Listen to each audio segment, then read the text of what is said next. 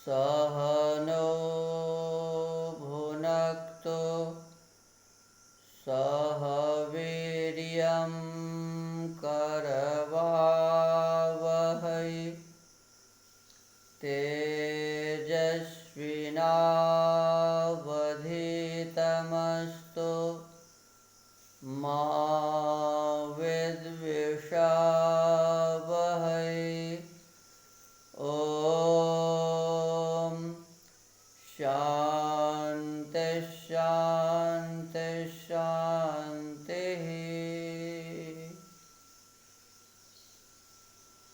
आदरणीय श्रोतागण, सादर नमस्ते। स्वाध्याय के क्रम में आज हम उपासना विषय से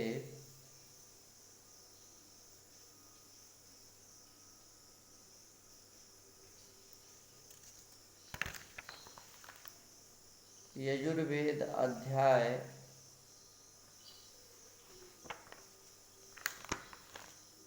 11 का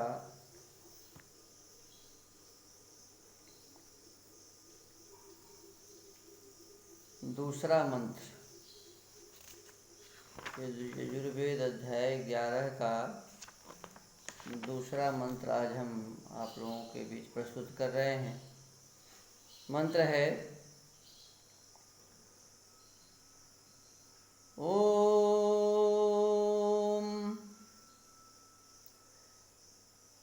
युक्तेन मनसा वयं देवस्य सवितुः सुषवे स्वर्गाय शक्त्या।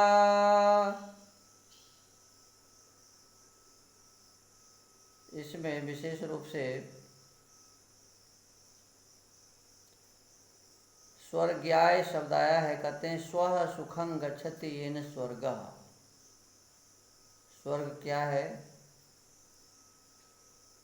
स्वः सुखं गच्छति येन स्वर्गः तस्य भावः स्वर्ग्यं तस्मै स्वर्ग्याय। स्वरिते दिवं यावद्वा इदं सर्वं यावदिमे लोका। शतपथ ब्राह्मणे स्वः, यह दिव्य है, द्युलोक है। जितना भी यह द्यौ लोक है सब स्व है। दिव्य यहाँ मोक्ष का पर्याय है। शक्त्या योग सामर्थ्य, योग सिद्धियाँ। सवे सुप्रसवैश्वर्योः धातु से निष्पन्न सब अनंतैश्वर्य।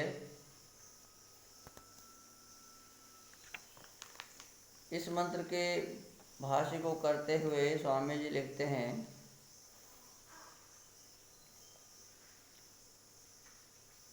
सब मनुष्या एवं इच्छेयो स्वर्गाय मोक्ष सुखाय। स्वर्गाय का मतलब लिखते हैं मोक्ष सुख के लिए।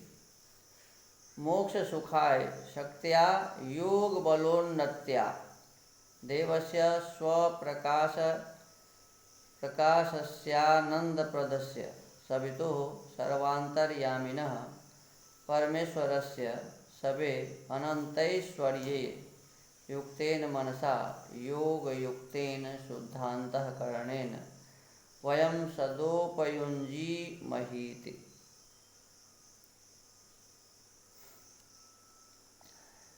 कहते हैं कि सब मनुष्य इस संसार में इस प्रकार की इच्छा करें कि हम लोग मोक्ष सुख के लिए यथा योग सामर्थ्य के बल से परमेश्वर की सृष्टि में उपासना योग करके अपने आत्मा को शुद्ध करें, कि जिससे अपने शुद्ध मन से परमेश्वर के प्रकाश रूप आनंद को प्राप्त हों। यहाँ विशेष रूप से समझने वाली बात यह है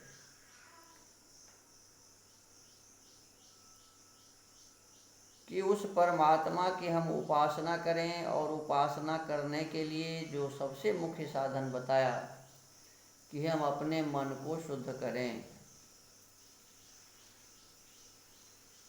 जब तक हम अपने मन को शुद्ध नहीं करते हैं तो परमेश्वर का जो प्रकाश रूप आनंद है वो प्राप्त नहीं हो सकता। मन के साथ हमारे सारे कर्मों का संबंध है, अच्छे कर्मों का भी बुरे कर्मों का भी। इसीलिए कहा कि मन एव मनुष्याणाम कारणम बंध मोक्षयोः।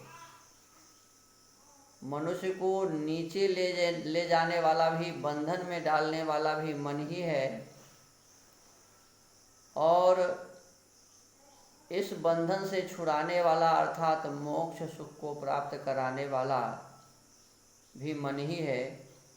इसीलिए इसमें कहा कि परमेश्वर की सृष्टि में उपासना योग करके अपने आत्मा को शुद्ध करें,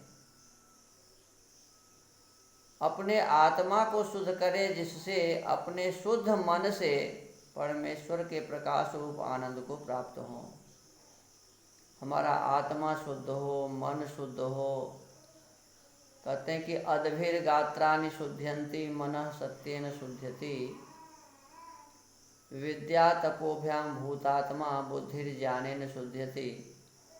हम इस शरीर को साफ करते हैं जल से, मिट्टी से।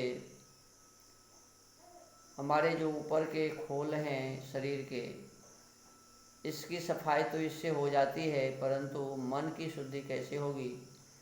तो कहते हैं कि मन को शुद्ध करने का एक ही उपाय है कि हम अपने जीवन में सत्य व्यवहार करें, सत्य विचारना, सत्य बोलना, सत्य ही करना।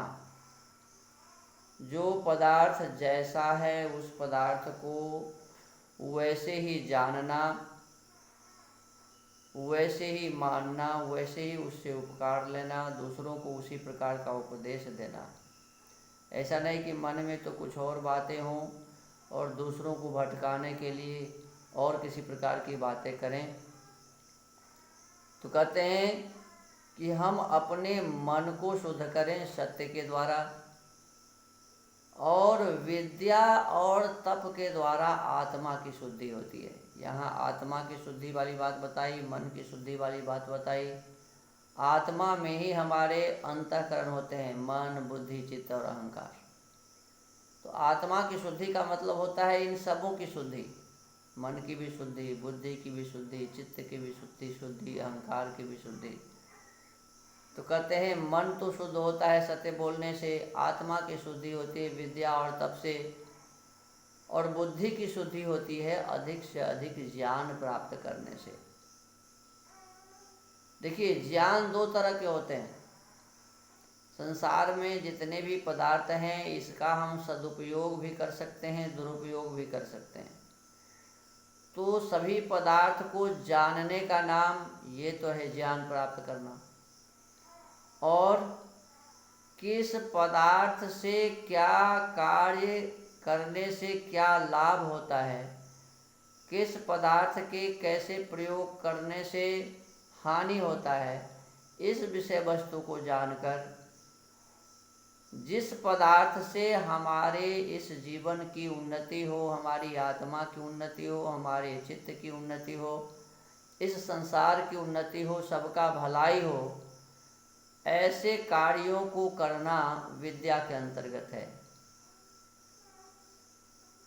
विद्या जो व्यक्ति प्राप्त कर लेता है, तो विद्या प्राप्त करने वाला व्यक्ति फिर अपने इस शरीर के द्वारा, अपने इस इंद्रियों के द्वारा, अपने अंतःकरण के द्वारा कोई बुराई नहीं करता।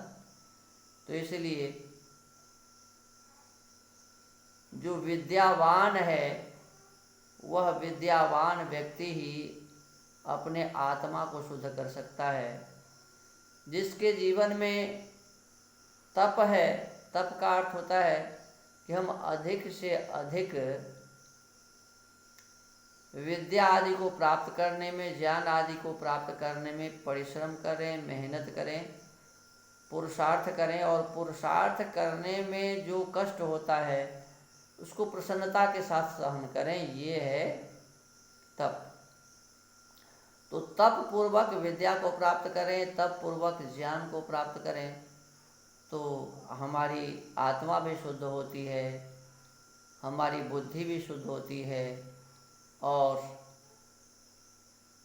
सत्य का प्रयोग जब हम इस संसार में करते हैं मनसा वाचा कर्मणा, तो इससे हमारा मन भी शुद्ध होता है। तो इस शुद्ध मन से और शुद्ध आत्मा से ही हम उस परम ब्रह्म परमेश्वर के उस प्रकाश को प्राप्त कर सकते हैं, प्रकाश स्वरूप आनंद को प्राप्त कर सकते हैं। और उसी आनंद को प्राप्त करने के लिए ये सुंदर जीवन मिला है। तो आज के सत्संग को यहीं विराम। सबको नमस्ते। ओम।